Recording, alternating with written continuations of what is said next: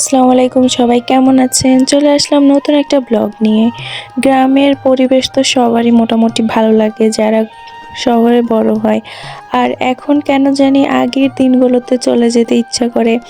আর এত আশেপাশে দালান কোঠা এসব আর কেন যেন আগের মতো ভালো লাগে না।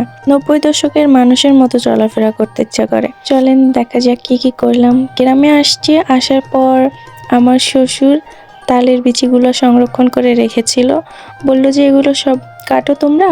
তারপরে আমার শাশুড়ি বলছে যে রান্না করব নারকেল দিয়ে। আমরা তারপরে দুই জামাই বউ মিল্লা এগুলা কাটলাম আর ছেলে মেয়ের পিছু পিছু দৌড়াইলাম। তারপরে কাটাটা শেষ হওয়ার পর আমার শাশুড়ি এগুলো সন্ধ্যার পর রান্না করছিল। আর আমার ছেলে মেয়ে তো কি আর বলবো, বান্দা গরু ছাড়া পাইলে যে অবস্থা হয় তাদের অবস্থা হয়েছে তাই। তারা তো পুরো উঠানটা দৌড়ায় আর বলে কি, মা আমি বড় হয়ে গেছি। আমার মেয়ে বলতেছে মা আমি বড় হয়ে গেছি। তার মানে হচ্ছে কি, সে তো কখনো ঘর থেকে একা বের হয় নাই, বা আমাদের গ্রামের বাড়ি যেরকম দৌড়াদৌড়ি করতেছে এই বাসা থেকে ওই বাসা যাচ্ছে, শহরে তো আর এটা পারে না। সেজন্য আমার মেয়ে শুধু এই বাসা থেকে ওই বাসা যাচ্ছে আর দৌড়াচ্ছে, বলতেছে মা আমি বড় হয়ে গেছি। আর আমার ছেলে এই বিড়ালটার পিছু নিছে, সেই বিড়ালটার সাথে গল্প করতেছে। মানে গ্রামের পরিবেশটা সত্যি অন্যরকম সুন্দর লাগে, তাই না? আর আমার কাছে মনে হয় গ্রামের গাছপালা সব কিছু একটু নতুন করে দেখা হয়।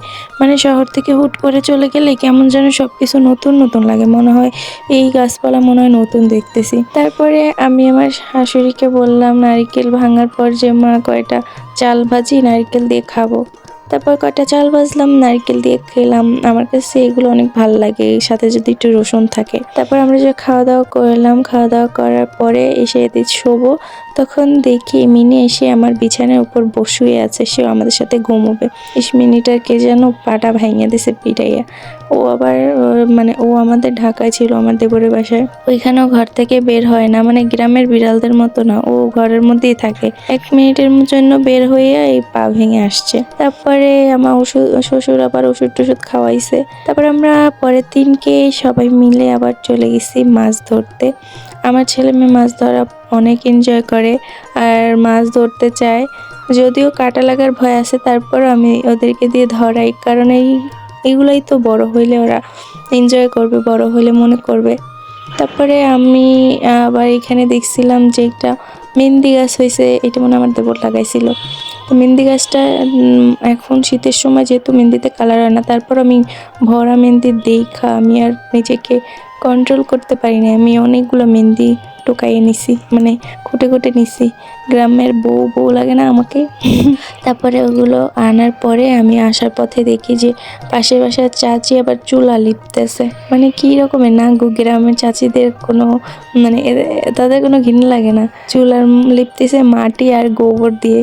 দেখি এক হাত দিয়ে গোবর আর মাটি লিপতেছে, মিশাই লিপতেছে। আমার মেয়ে তো আবার এত কিছু বুঝি না, সে আবার যেয়ে বলতেছিল যে দাদু তুমি কি রান্না বানাও? আচ্ছা বলেন তো, এই পাতাগুলো, এই গাছটা নাকি থাকলে বিপদ আপদ আসে না বাড়ির পাশে থাকলে, এটা কি এই গাছটা সম্পর্কে আপনারা কতটুকু জানেন আমাকে একটু জানেন তো কমেন্ট বক্সে।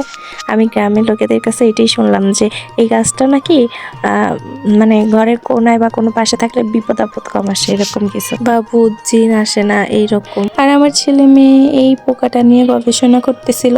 তারা একটা জিনিস পাইলেই হয়, এই জিনিস নিয়ে তারা সারাক্ষণ গবেষণা করতে থাকবে। যাই হোক, কি করলাম আপনাদের সাথে শেয়ার করছি। আজকে আমার ভিডিও এই পর্যন্তই। আপনারা সবাই ভালো থাকবেন। আল্লাহ হাফেজ, টাটা, বাই বাই।